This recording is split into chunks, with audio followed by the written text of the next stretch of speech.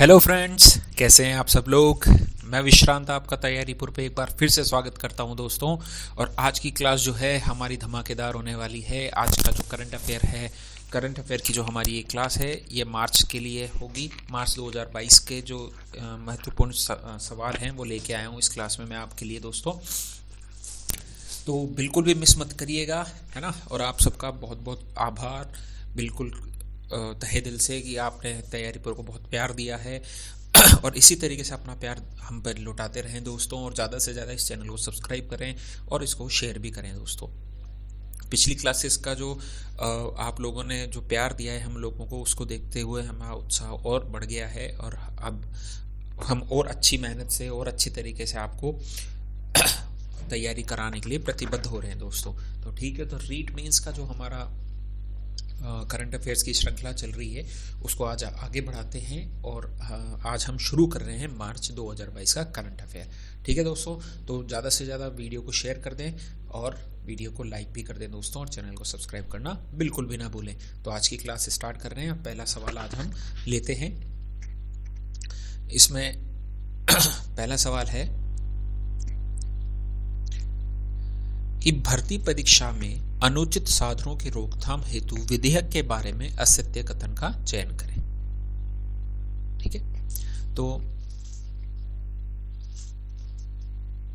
इसमें पहला कथन इन्होंने दिया है, अनुचित साधनों का प्रयोग करने वाले परीक्षार्थी को दंडात्मक प्रावधान के अंतर्गत 3 वर्ष तक कारावास, न्यूनतम 1 लाख रुपए का अर्थदंड एवं सार्वजनिक परीक्षा से 2 वर्ष के लिए वंचित किया जा सकेगा।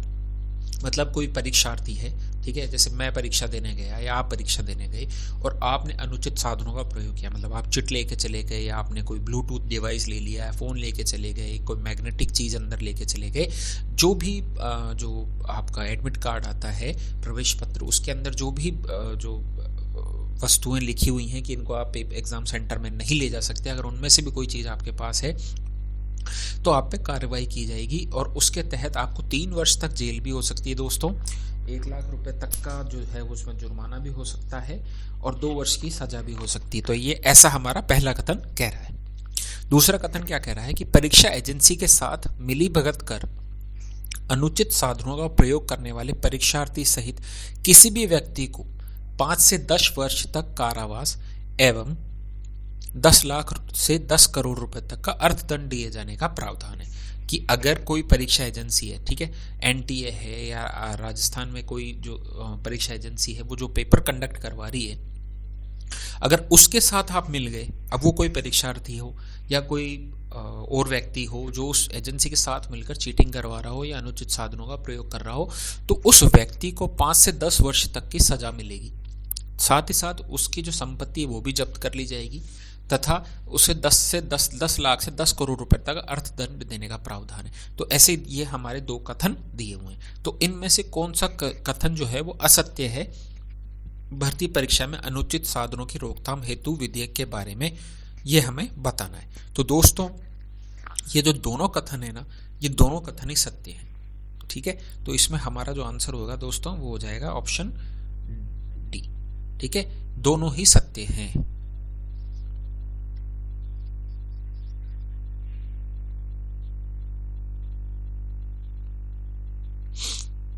ठीक है ना, तो इसमें हमारा आंसर हो जाएगा ऑप्शन डी कि दोनों कथन सत्य। ठीक है, चलिए अब आगे बढ़ते हैं, अगला सवाल देखते हैं कि थोड़ा अच्छा सवाल है दोस्तों कि निम्नलिखित व्यक्तियों तथा उनके पेशे से कूट का मिलान करें। ठीक है, कुछ व्यक्ति दिए हुए हैं और उनका पेशा दिया हुआ है कि वो ऑक्यूपेशन है ना, पेशा मतलब ऑक्यूपेशन, ऑक्यूपेशन मतलब वो करते क्या है, पेशा क्या है। जैसे कई लोग बोलते हैं ना मैं पेशे से वकील हूं, मैं डॉक्टर हूं, तो पेशा मतलब ऑक्यूपेशन है ना, या प्रोफेशन। ठीक है, तो दोनों चीजें होती हैं, ऑक्यूपेशन या प्रोफेशन, पेशा मतलब। ठीक है, तो इसमें व्यक्ति दिए हुए हैं हमें, पहला देवेंद्र झाझड़िया, दूसरा चंद्र प्रकाश द्विवेदी, तीसरे हैं रामदयाल शर्मा जी और चौथे हैं राजीव महर्षि। और इनके पेशे दिए हुए हैं, सिविल सेवक हैं, निर्माता एवं निर्देशक हैं, एक पैरा एथलीट हैं, नौटंकी एवं संगीत। ठीक है दोस्तों, तो इसमें कोट का मिलान करते हैं हम। तो देवेंद्र झाझड़िया जी हम जानते हैं कि एक पैरा एथलीट है, तो सी का 1 आना चाहिए दोस्तों। तो सी का 1 कौन सा ऑप्शन है?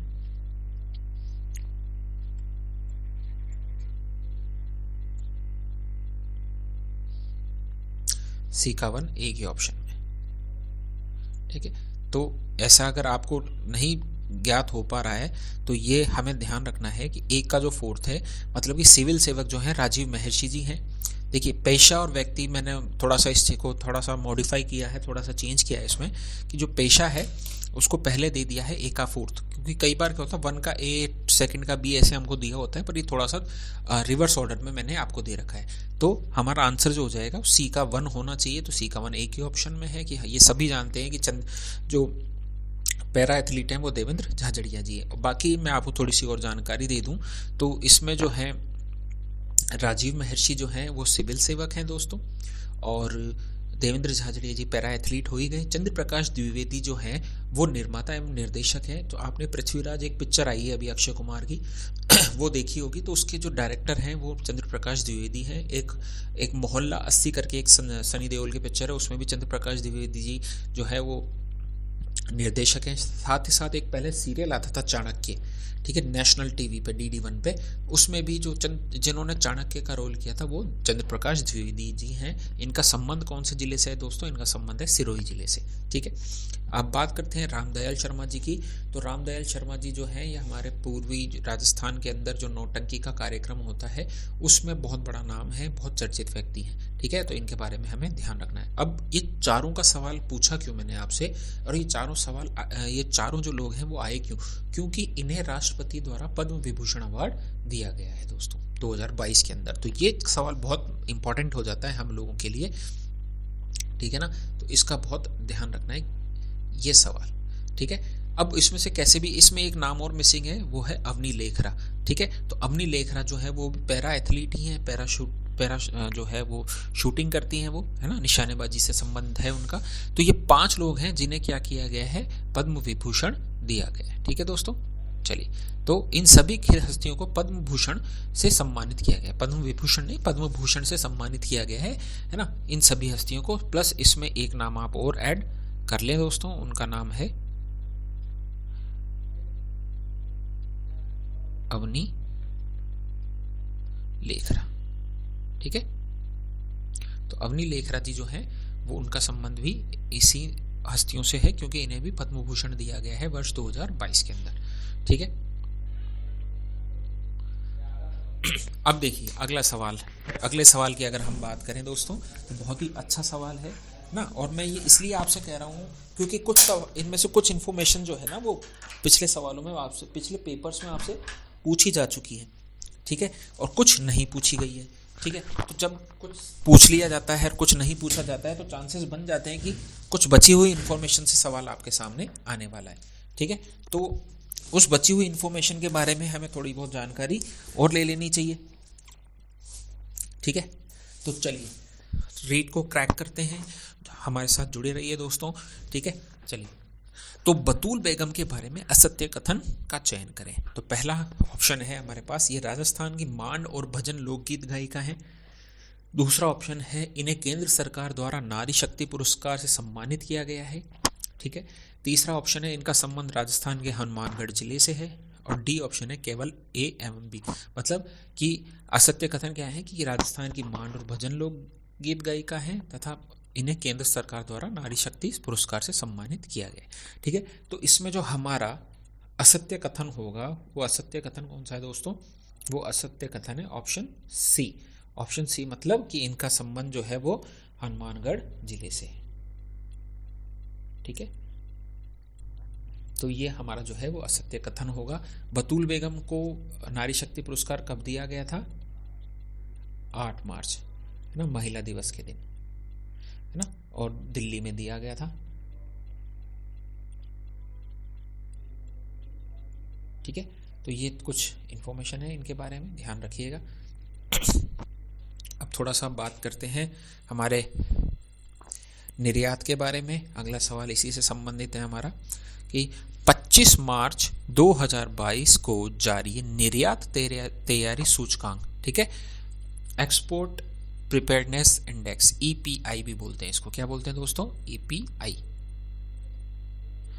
एक्सपोर्ट प्रिपेयर्डनेस इंडेक्स, ठीक है। कुछ बच्चे जो इंग्लिश में देखना चाहते हैं उनके लिए भी मैं जहां जरूरत होगी वहां ट्रांसलेट कर दूंगा। तो 25 मार्च 2022 को जारी निर्यात तैयारी सूचकांक में राजस्थान को कौन सा स्थान मिला है, ठीक है। तो 5 ऑप्शन है हमारे पास, 5वां, 7वां, 9वां और 11वां, ठीक है। तो इसमें हमारा आंसर होगा 11वां, ठीक है। 11वां स्थान हमें मिला है। और ये जो रिपोर्ट है ये कौन जारी करता है दोस्तों? आपको पता है किसी को? इसको जारी करता है नीति आयोग। ये वर्ष 2022 की है, ठीक है। और 2021 में राजस्थान कौन से स्थान पे था? पहले। 2021 में हम पहले स्थान पे थे दोस्तों, ठीक है। उसके बाद हम घटते घटते 11वें स्थान पर आ गए। अगर हम लैंडलॉक स्टेट्स की बात करें, लैंडलॉक स्टेट मतलब जो भू आवेष्टित क्षेत्र हैं, मतलब जिनके चारों तरफ जमीन ही जमीन है, ठीक है। तो उनमें राजस्थान कौन से स्थान पर है? 6ठे स्थान पर है, ठीक है। तो ये दोनों चीजें हमें ध्यान रखनी है, ठीक है। आगे बढ़ते हैं। अगला सवाल है कि 108वीं इंडियन साइंस कांग्रेस का आयोजन कहाँ किया जाएगा, ठीक है। तो कहाँ प्रस्तावित है दोस्तों? इसमें ऑप्शन है हमारे पास भीलवाड़ा, उदयपुर, जयपुर और कोटा। तो इसमें हमारा आंसर हो जाएगा बी, उदयपुर। उदयपुर के कहाँ, कौन से स्थान पर? मोहनलाल सुखाड़िया विश्वविद्यालय में इसका आयोजन प्रस्तावित है। और अगर आज के सिनेरियो में हम देखें, अगर आपसे आप पूछे कि कहाँ हुआ है एक्चुअल में इसका आयोजन, तो इसका आयोजन जो हुआ है वो हुआ है दोस्तों नागपुर में, ठीक है। यहाँ प्रस्तावित था पर किसी कारणवश जो है वो यहाँ हो नहीं पाया, तो अभी कहाँ हुआ है? नागपुर में हुआ है, ठीक है। चलिए आगे बढ़ते हैं। अब अगला सवाल है एग्री एक्सपो 2022 का आयोजन कहाँ किया गया, ठीक है। तो राजस्थान के अंदर एक एग्री एक्सपो 2022 हुआ था पिछले साल, वो कहाँ हुआ था? तो ये आपके पास ऑप्शन है जोबनेर, रूपनगढ़, झालावाड़ और नागौर, ठीक है। तो देखिए ज़्यादातर जो लोग हैं ना वो क्या करेंगे, इसमें रूपनगढ़ लगा सकते हैं, ठीक है, क्योंकि उनको लगता है कि वहाँ पर जो है वो रीको द्वारा बहुत ज़्यादा काम किया जा रहा है ना। और झालावाड़ के अंदर भी जो है एग्रीकल्चर से संबंधित काफ़ी काम किया जा रहा है, नई नई फसलें तैयार की जा रही हैं, नदियों का पानी भी वगैरह भी वहाँ है, ठीक है। तो इस तरीके से ना रूपनगढ़ आप एक बार फिर भी सोच सकते हैं, झालावाड़ भी सोच सकते हैं, पर आंसर होगा दोस्तों आपका जोबनेर। तो जोबनेर के अंदर जो है वो इस प्रकार का एग्री एक्सपो 2022 जो है वो आयोजित किया गया था, ठीक है। और जोबनेर में भी कहा? श्री कृष्ण नरेंद्र कृषि विश्वविद्यालय, ठीक है। कई बार क्या होता है कि थोड़ा सा कठिन सवाल बनाने के लिए एग्जामिनर क्या करता है कि डायरेक्ट फैक्ट ना पूछ के आपसे ऐसा पूछ लेगा, श्री कृष्ण नरेंद्र कृषि विश्वविद्यालय कहाँ स्थित है। अब ये सवाल जो है डायरेक्टली कहीं भी नहीं है, पर अगर हम थोड़ा सा एक्सप्लेनेशन को पढ़ते हैं तो हमें पता चलता है कि ऐसी कुछ चीज़ें हैं जो एग्जिस्ट करती हैं। और कहाँ आएगा दोस्तों? ये जोबनेर के अंदर आएगा, ठीक है। तो आई होप कि ये चीज़ आपको समझ में आई होगी कि पेपर बनाने वाला कई बार कैसे पेपर बनाता है, ठीक है।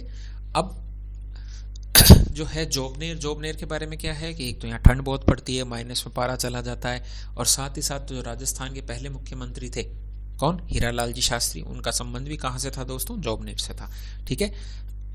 तो इस चीज को ध्यान में रखिए और आगे बढ़ते हैं अगले सवाल पर, ठीक है। चलिए अब आपके सामने एक सवाल आया है, अभेड़ा बायोलॉजिकल पार्क किस जिले में स्थित है, ठीक है। अब देखिए बारां, कोटा, चूरू और जैसलमेर आपके सामने 4 ऑप्शन है। तो जैसलमेर में तो कौन सा है? जैसलमेर में तो मरु उद्यान है, मरु उद्यान वाले जो हैं, ठीक है। चूरू में और कोटा में और बारां में, तो बारां में तो शाहबाद जंगल आ जाते हैं, तो कहाँ आएगा ये, चूरू या कोटा? तो चूरू में कौन सा है दोस्तों? चाल छापरा है अभ्यारण्य, है ना। तो कोटा में इसका आंसर होगा आपका कोटा, ठीक है। तो दिसंबर 2021 के अंदर जो मुख्यमंत्री हैं हमारे श्री अशोक गहलोत जी, उन्होंने इसका क्या किया था, जो है इसका एक प्रथम चरण जो है वो पूरा हो गया था और इसको फिर खोल दिया गया था पब्लिक के लिए। ठीक है, तो आपसे सीधा सीधा पूछा जाए कि अभेड़ा बायोलॉजिकल पार्क किस जिले में स्थित है, तो आपको सीधा सीधा टिक करके क्या आना है, कोटा। ठीक है, तो देखिए हमने अगर इस तरीके से देखें तो हमने देखिए बायोलॉजी से भी संबंधित सवाल कर लिए, इकोनॉमी से संबंधित भी सवाल कर दिए, खेल खिलाड़ियों से संबंधित भी सवाल कर लिए। तो ये होता है दोस्तों आपके करंट अफेयर का फ़ायदा कि जैसे अब अभेड़ा जो है, अब आप ज्योग्राफी में भी पढ़ेंगे ना, तो ज्योग्राफी में भी अगर कभी कहीं ना कहीं कोई प्रॉब्लम आ जाए तो आपको ये ध्यान रहेगा कि अभेड़ा यार कोटा में है।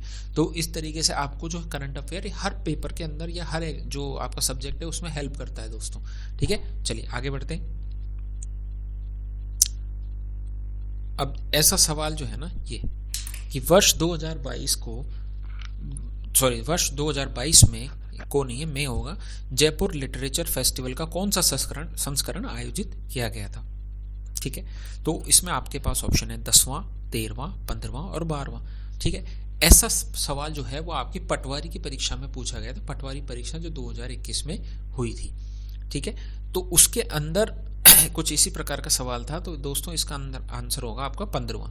ठीक है, अभी अगर 2023 में पूछेंगे जयपुर लिटरेचर फेस्टिवल, जिसको JLF भी कहते हैं शॉर्ट फॉर्म में, तो अभी 16वां आयोजित किया गया था वर्ष 2023 के अंदर। तो इससे पिछले साल कौन सा हुआ था, 15वां। तो दोनों ध्यान रखिएगा, वर्तमान में 16वां है, पिछली बार 15वां हुआ है। ठीक है, मोस्टली ऐसे ही सवाल आपसे एग्जाम में पूछे जाते हैं। आगे बात करते हैं, सरस क्राफ्ट मेला 2022 का आयोजन किस जिले में किया गया। आपके पास ऑप्शन है कोटा, भरतपुर, जयपुर और सिरोही। तो दोस्तों इसमें हमारा जो आंसर होगा वो होगा क्या, जयपुर। तो सरस क्राफ्ट मेला जो है वो राजस्थान ग्रामीण आजीविका मिशन विकास परिषद राजीविका द्वारा जो है वो आयोजित किया गया था, कहाँ, जयपुर जिले में। ठीक है, तो इसमें आंसर हो जाएगा दोस्तों हमारा जयपुर। ठीक है,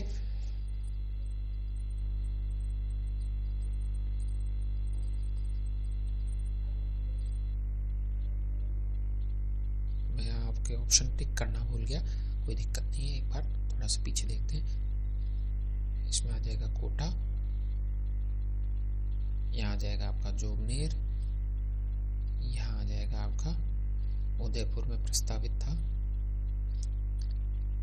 ठीक है, इसमें 11वां। ठीक है, चलिए अगला सवाल देखते हैं। राजस्थान राज्य वित्त आयोग के अध्यक्ष कौन है। तो इसमें आपके पास 4 ऑप्शन है, कलराज मिश्र, प्रद्युम्न सिंह, राजीव महर्षि और मनोज पांडे।